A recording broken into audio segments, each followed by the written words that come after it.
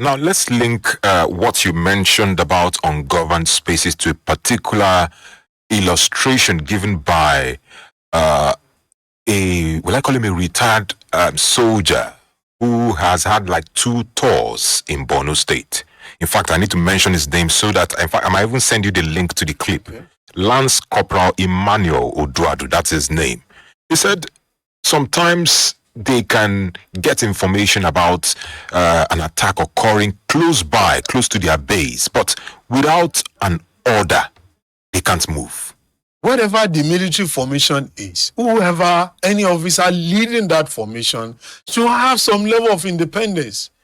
What is best that should be done is to report, to send signals that we are going to this also place because there is likelihood of an attack. Yeah. Not waiting from the, center, from somebody who is not feeling the heat. And that's exactly what we are saying when some of us are agitating for neighborhood, community and state policing. State policing, okay. Because in a situation where an IG is in Abuja, a commissioner of police is having intelligence that an attack is about to happen in a particular place. So he has to get an order either from the IG or from AIG in charge of his zone before he can move.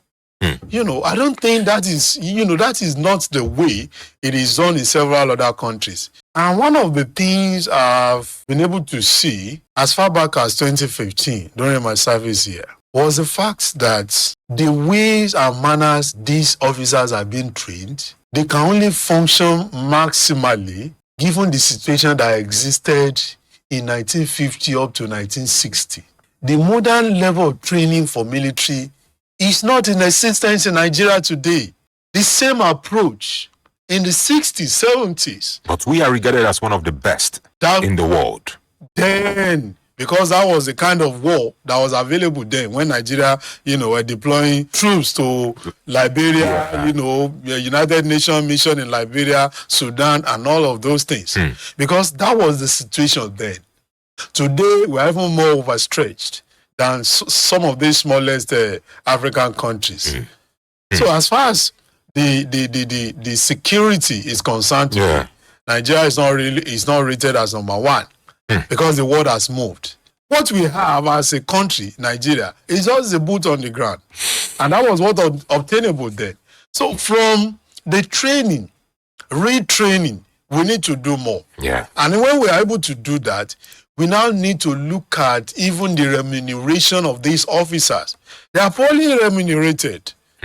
How many of them can have decent life while in service and after services? What is their take-home pay? You can't continue like this and you expect that something magical will happen. It will not happen.